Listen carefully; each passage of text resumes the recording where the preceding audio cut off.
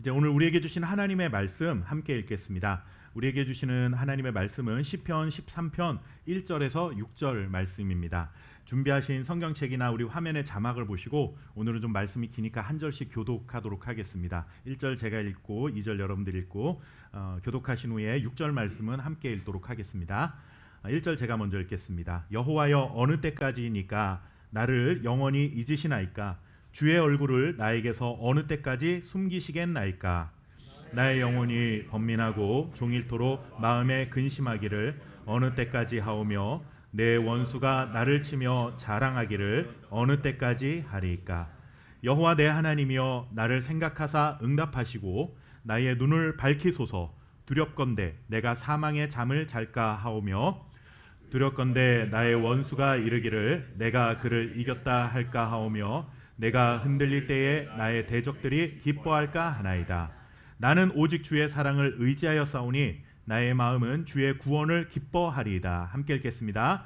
내가 여호와를 찬송하리니 이는 주께서 내게 은덕을 베푸심이로다. 아멘.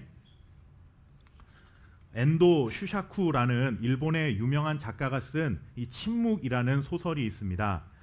이 소설은 17세기 일본에서 실제로 있었던 기독교 박해 사건을 배경으로 쓴 소설인데 영화로 제작될 만큼 굉장히 유명한 소설입니다. 일본으로 선교를 떠난 로드리게스 신부가 그곳에서 겪는 고통을 소설의 주된 내용으로 삼고 있는 그런 책입니다. 그런데 이 소설 속에 보면 이런 내용이 나옵니다. 로드리게스 신부에 의해서 전도를 받은 두 농부가 끝까지 신앙의 절개를 지키다가 순교를 당하는 장면이 나옵니다. 화면을 잠시 보시면 이렇게 두 농부는 동네 사람들이 보는 앞에서 파도가 밀려오는 바닷가 위에 세워진 십자가에 매달리게 됩니다. 밤에 밀물이 되어 바닷물이 가득 밀려오고 두 농부의 몸은 목에까지 바닷물이 잠기게 되죠. 결국에 그 두 농부는 그렇게 쓸쓸하게 그리고 외롭게 십자가 위에서 고통스럽게 죽어갔습니다. 그들은 믿음을 지키기 위해 십자가에 달린 채 수장되어 순교한 것이죠. 그들이 순교했지만 사실 변한 것은 아무것도 없었습니다. 이렇게 정말로 믿음을 지키려고 하는 두 사람이 순교를 했다면 기독교에 대한 박해가 조금 덜해지거나 뭔가 상황이 나아져야 할 것 같은데 상황은 사실 변한 것이 아무것도 없는 것이죠. 바다는 두 순교자를 통째로 집어삼킨 다음에도 무서우리만큼 굳게 침묵을 지키고 있었습니다. 그런데 이 장면을 언덕 위에서 누가 지켜보고 있었냐 하면 바로 그들에게 전도했던 이 로드리게스 신부가 언덕 위에서 몰래 숨어서 이 장면을 지켜보고 있었습니다. 그러면서 바다가 침묵하는 그 침묵 속에서 그는 하나님께서 왜 이런 상황에 대해서 침묵하시는가, 이 침묵에 대한 고통을 느끼며 고통스럽게 신부는 이렇게 절규합니다. 과연 하나님은 존재한단 말인가? 존재하신다면 어째서 이렇게 침묵하실 수 있는가? 하나님, 도대체 당신은 지금 어디에 계시는 것입니까? 라고 이 신부는 그 장면을 보며 절규합니다. 사실 이 소설 속의 로드리게스 신부처럼 우리들도 삶의 여러 가지 상황 속에서 하나님의 침묵을 느끼고는 불안해하는 때가 참 많습니다. 때때로 하나님께서 굉장히 멀리 계신 것 같다는 느낌이 들어 마음을 더욱 괴롭히기도 하죠. 아무리 기도해도 하나님께서 나의 기도를 들으시는 것 같지가 않고 내가 처한 상황은 아무리 기도해도 조금도 바뀌지 않으면 우리의 믿음은 흔들리게 되어 있습니다. 그런데 오늘 우리가 읽은 시편 말씀 속에서도 우리 사람들과 똑같이 탄식하는 이 시편 기자의 탄식 소리를 듣게 됩니다. 읽었던 우리 시편 13편 1절과 2절 말씀을 다시 한번 좀 읽어보도록 하겠습니다. 자, 여호와여, 함께 읽겠습니다. 시작. 여호와여, 어느 때까지니까 나를 영원히 잊으시나이까? 주의 얼굴을 나에게서 어느 때까지 숨기시겠나이까?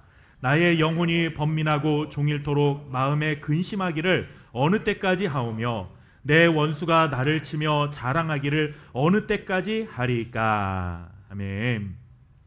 이 시편 13편은 우리가 잘 알고 있는 하나님의 마음에 합한 사람, 이 바로 믿음의 사람 다윗이 지은 시입니다. 다윗은 견딜 수 없는 고통과 시련 속에서 절규하듯이 연이어 탄식하는 소리를 내고 있는 것이죠. 하나님, 언제입니까? 도대체 언제까지 제가 기다려야 합니까? 라는 탄식을 통해 다윗의 이 고난은 정확하게 어떤 고난을 말하는지 우리에게 알려주고 있진 않지만 이 고난이 하루 이틀 된 것이 아니라 오랜 시간 고통 속에 있었음을 우리는 짐작해 볼 수가 있습니다. 우리도 그렇죠. 하루 이틀 정도 아프면 그래 이러다가 말겠지 하지만 이 고통이 한 달이 되고 두 달이 되고 하나님 앞에서 이 고통이 사라지기를 기도했는데 여전히 몇 개월 수개월이 지났음에도 불구하고 고통이 사라지지 않으면 그때 우리가 하나님한테 탄식하는 게 이런 거지 않습니까? 도대체 언제까지 기도해야 나를 이 질병의 고통으로부터 해방시켜 주시겠습니까? 라고 하는 이러한 절규죠. 다윗이 하나님 도대체 언제까지입니까? 라는 이런 고백을 하는 것으로 보아 여러분들 하루 이틀 만에 이렇게 그가 하나님 앞에 호소하고 있는 것이 아니라 이 고통이 굉장히 긴 시간 지속되고 있었다라는 사실을 우리는 짐작해 볼 수가 있는 것입니다. 길고 무서운 고통, 이 고난이 찾아오면 거의 마음과 몸이 탈진 상태에 이르게 됩니다. 곧 무너질 것 같은 자신의 마음을 고스란히 다윗은 이러한 절규를 통해 표현하고 있는 것입니다. 더 이상 견딜 힘이 없는 다윗은 이렇게까지 절규합니다. 하나님, 나를 영원히 잊으시겠습니까? 하나님께서 하루 이틀 나를 잊어버리는 것 같은 느낌을 받는 것은 내가 참을 수가 있는데 이게 수개월이 지나고 수년이 지났음에도 불구하고 여전히 내 상황이 변하지 않는 것을 보면 하나님 끝까지 나를 잊으시겠습니까? 라고 하는 그러한 고통스러운 표현이 이 다윗의 시를 통하여 우리에게 전해지고 있는 것입니다. 이 하나님 나를 영원히 버리시고 나를 잊으십니까? 라고 하는 이 고백은 하나님께서 버리셨다는 생각이 들 때 성경 속에서 아주 자주 등장하는 표현이기도 합니다. 고통 속에 있는 다윗은 하나님께서 의도적으로 자신을 멀리하시고 그리고 자신을 무시하시고 못 본 채 하시는 것 같다는 생각을 지금 하고 있는 것이죠. 이러한 절망적인 마음을 다윗은 이렇게 표현합니다. 하나님께서 나에게 얼굴을 가리셨다. 하나님이 얼굴을 가리셨다라는 것은 하나님이 얼굴을 숨기셨다라는 뜻입니다. 얼굴을 돌리셨다라는 거죠. 우리가 관심 있는 사람에게 우리의 얼굴을 돌린다라고 하지 않습니까? 우리가 얼굴을 돌린다라고 하는 것은 나에게서 관심이 떠났다, 나에 대한 사랑이 떠났다라는 그런 비유적인 표현으로 사용을 하는 것인데 다윗도 지금 그렇게 하나님 앞에 고백을 하는 것입니다. 하나님 왜 나에게서 얼굴을 돌리셨습니까? 하나님께 철저하게 외면당하고 있다라는 그 자신의 마음을 지금 표현하고 있습니다. 얼굴을 가리신다, 얼굴을 숨기신다, 얼굴을 돌리신다라는 것은 나에게 뭔가 분노하시고 화가 나셔서 이제는 더 이상 관심 갖지 않겠다라는 무관심의 표현인 것이죠. 하지만 성경에서는 이 표현이 하나님의 심판을 의미하는 경우가 많이 있습니다.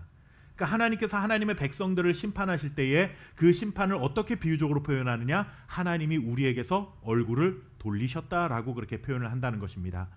우리 이사야 54장 8절 말씀을 같이 한번 좀 읽어보도록 하겠습니다. 이사야 54장 8절 내가 넘치는 진노로 함께 읽겠습니다. 시작. 내가 넘치는 진노로 내 얼굴을 내게서 잠시 가렸으나 영원한 자비로 너를 긍휼히 여기리라. 내 구속자 여호와께서 말씀하셨느니라.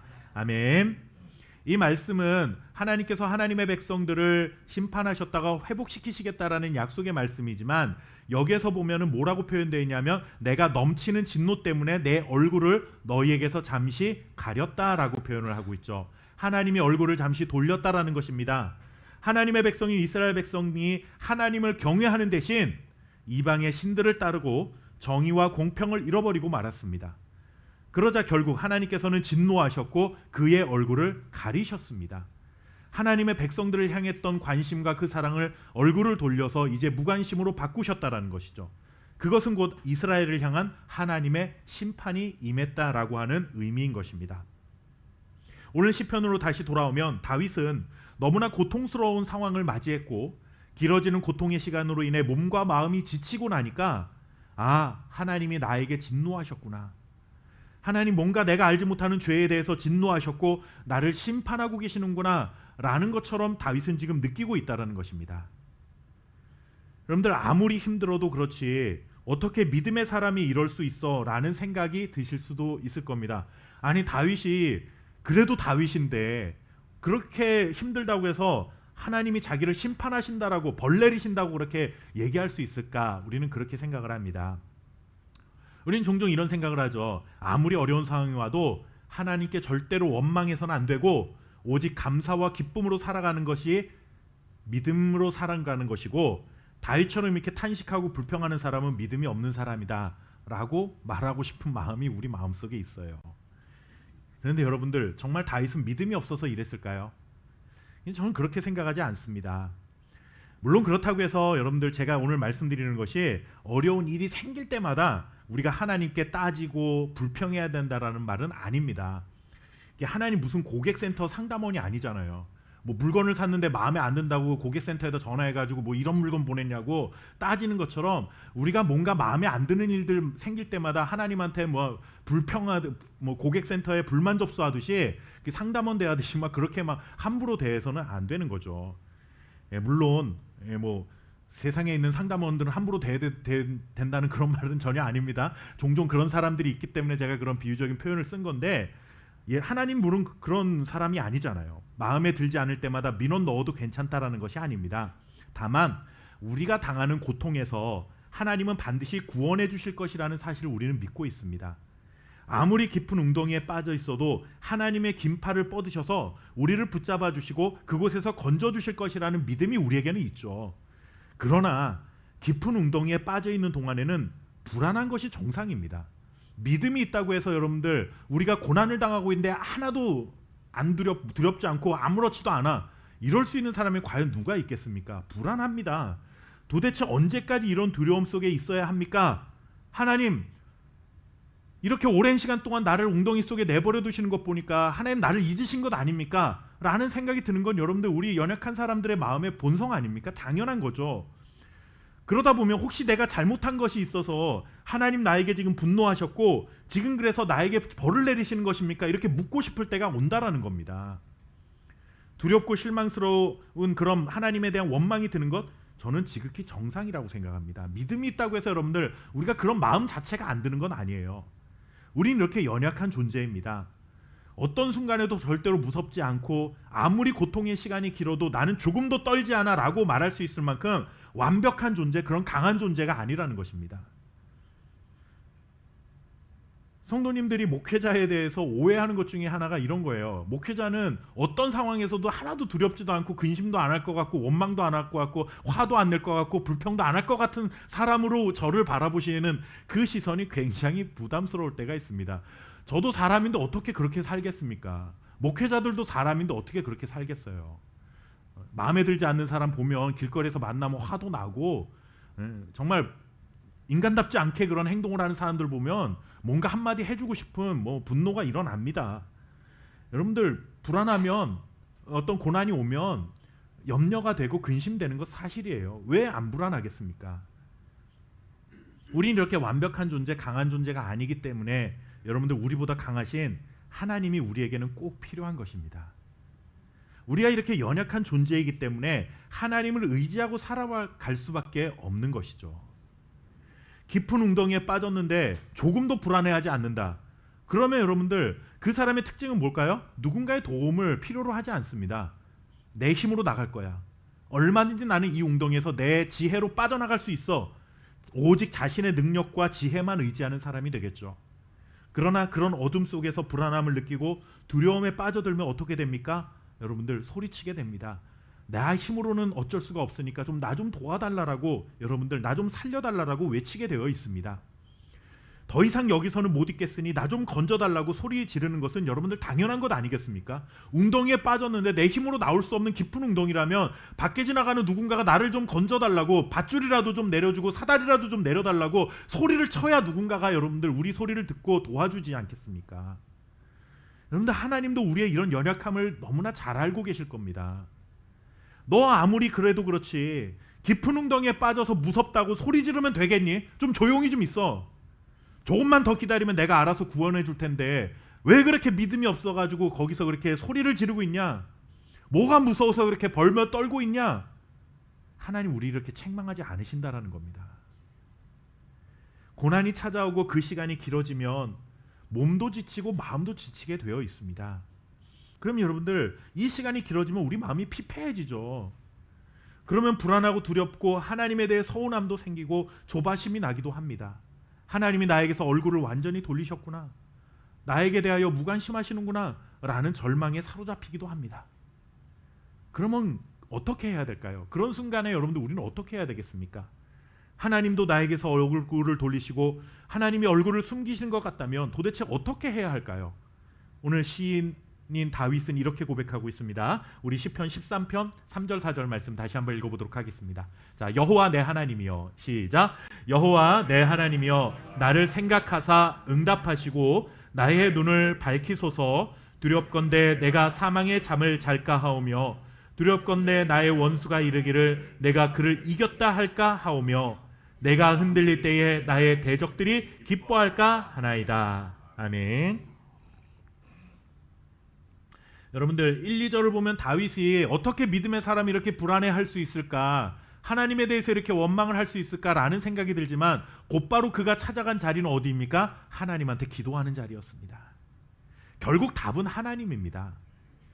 고난이 찾아와서 두렵고 이런 상황에서 나를 내버려 두신 것 같은 하나님에 대해서 의심은 들 수 있지만 그래도 답은 여호와 하나님이다 라고 하는 사실이죠. 여러분들 불안하고 두려운 것은 어쩔 수 없습니다. 그런 순간에 우리가 하나님에 대해서 약간의 그 서운함과 원망 마음이 드는 것, 이것도 우리가 가진 연약함이라고 저는 생각합니다. 우리가 이렇게 나약한 존재라는 사실이 분명한 것처럼 여러분들 또 한 가지 분명한 사실이 있는데 그게 무엇인가 하면 하나님은 그런 연약한 그런 우리를 내버려 두지 아니하시고 외면하지 아니하시고 그의 얼굴을 숨기지 않으시며 우리를 끝까지 사랑하시는 분이라는 사실입니다.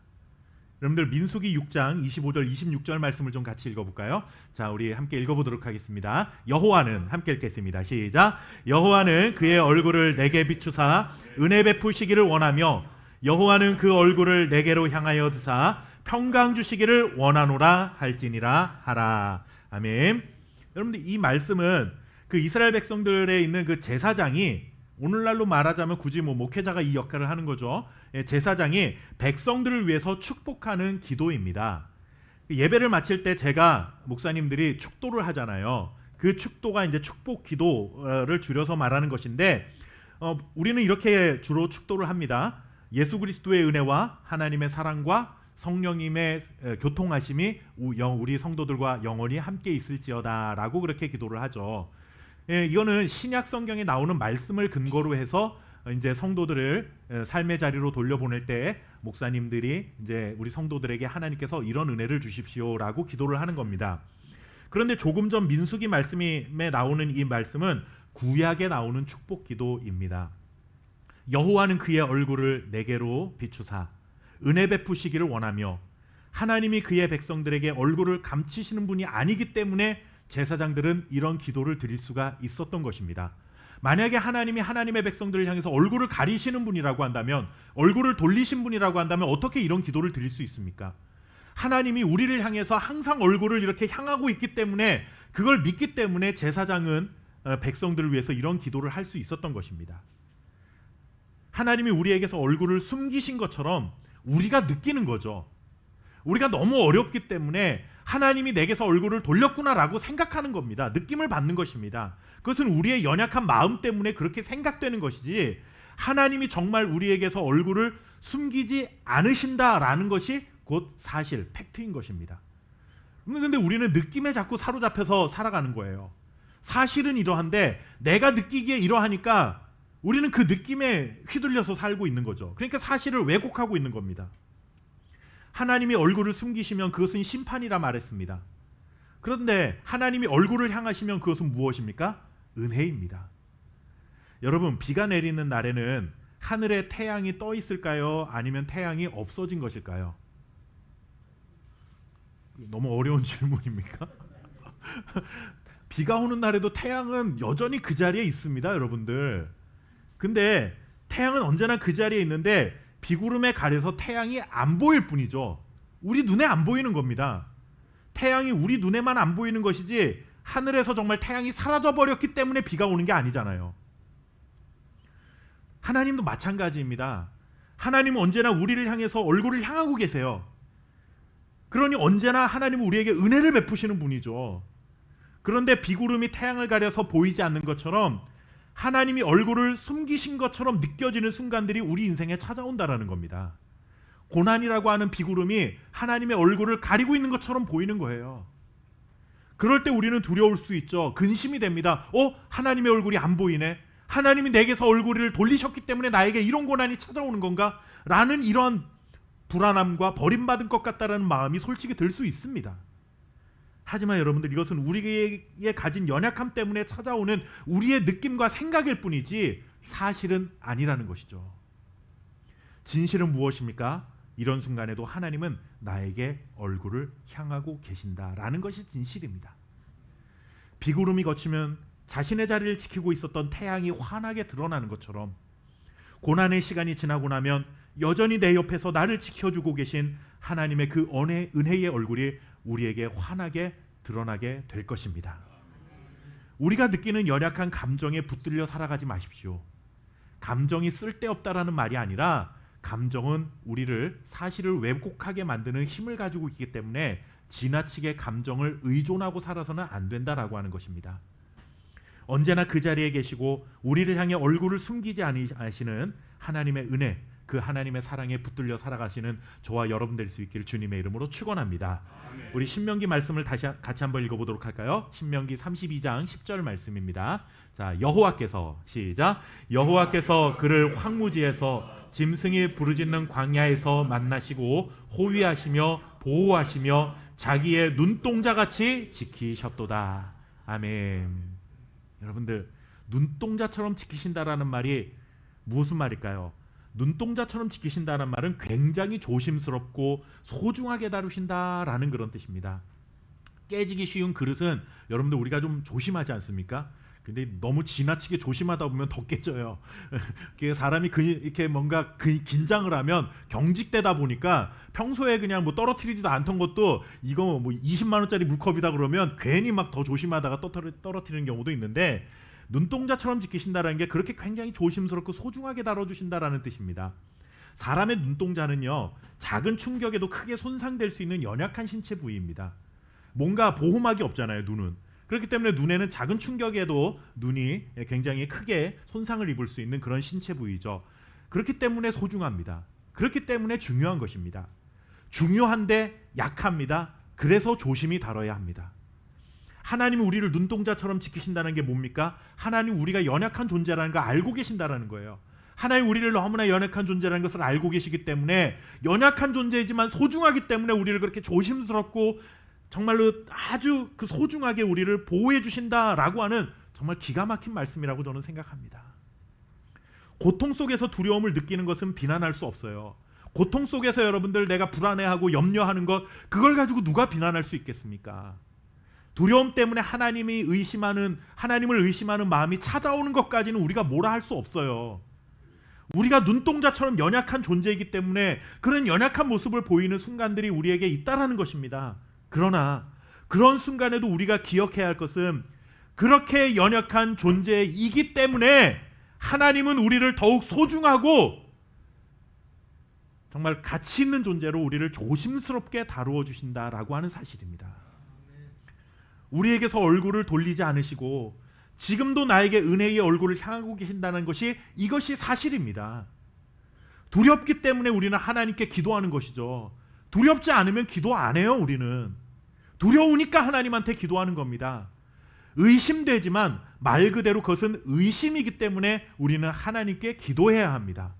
하나님이 정말 나에게서 얼굴을 돌리셨던 것이 사실이라면 우리가 기도할 이유가 없겠죠. 그러나 우리가 그런 의심이 들기 때문에, 의심은 말 그대로 의심으로 그치는 것이기 때문에 사실은 하나님의 얼굴이 우리를 향하고 있기 때문에 우리는 기도해야 되는 것입니다.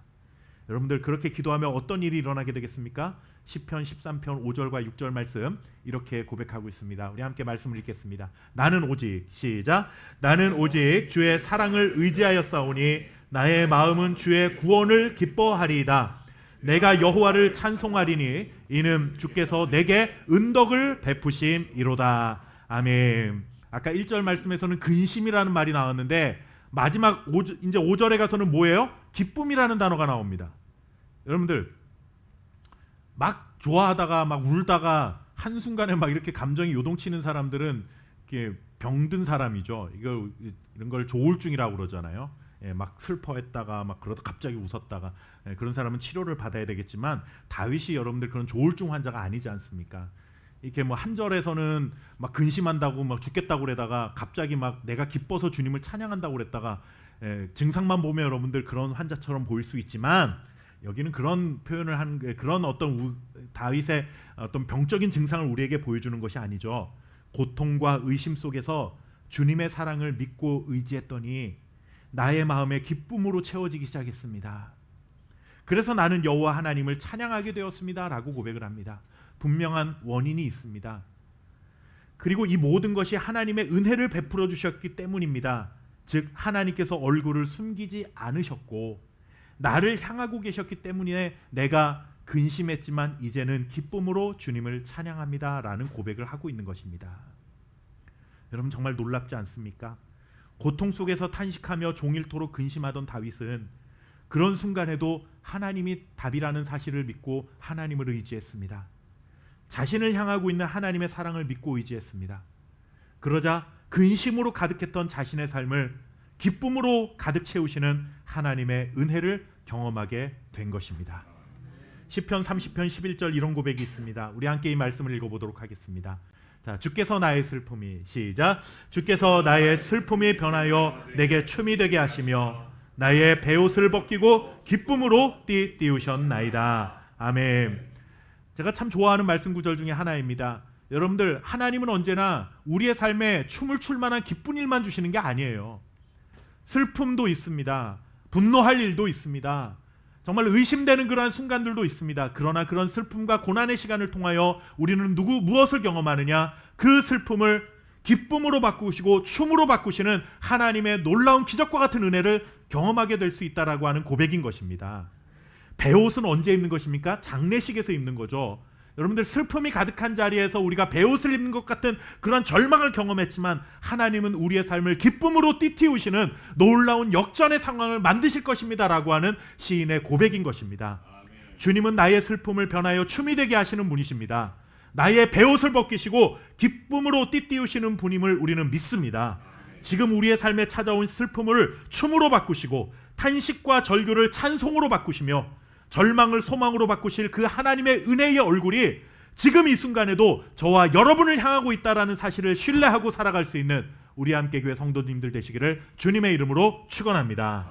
함께 기도하겠습니다. 살아계신 아버지 하나님, 우리 삶에 찾아오는 여러 가지 근심과 걱정과 그로 인해 하나님을 의심하게 되고 원망하게 되는 순간들이 우리의 삶에는 있지만 여러분 우리의 마음속에 있는 그러한 두려움 속에 사로잡혀 살아가는 인생이 되지 않게 하시고 정말 하나님이 그 순간에도 우리를 향하여 은혜의 얼굴을 향하고 있다라는 이 사실을 굳게 믿고 하나님의 은혜를 간절히 사모하는 기도의 자리로 나아갈 수 있는 하나님의 자녀들이 될 수 있도록 믿음을 더하여 주옵소서. 아버지 하나님, 주님은 우리의 삶에 찾아온 슬픔을 변하여 춤이 되게 하시는 분이시며 탄식과 절규의 소리를 찬송의 소리로 바꾸시는 분이시며 나의 베옷을 벗기시고 기쁨으로 띠띠우시는 분이신 줄 믿습니다. 오늘도 그 하나님에 대한 온전한 신뢰를 가지고 이번 한 주간 믿음으로 승리할 수 있는 주의 자녀들 될 수 있도록 축복하여 주옵소서. 절망의 순간에도 주님을 바라볼 수 있는 소망으로 믿음으로 우리를 인도해 주신 하나님께 감사하는 마음으로 오늘도 구별하여 예물을 드립니다. 이 예물이 하나님의 나라를 위하여 아름답게 쓰여질 수 있도록 도와주시옵시고 하나님 구별해드린 모든 주의 손길 가운데 그 가정과 그 기업을 복되게 하사 모든 어려움을 극복해내고 하나님이 주시는 은혜와 평강을 마음껏 누리고 살아갈 수 있는 귀한 가정과 기업이 될 수 있도록 축복하여 주옵소서. 아멘. 감사드리며 살아계신 예수님의 이름으로 간절히 기도하옵나이다. 아멘.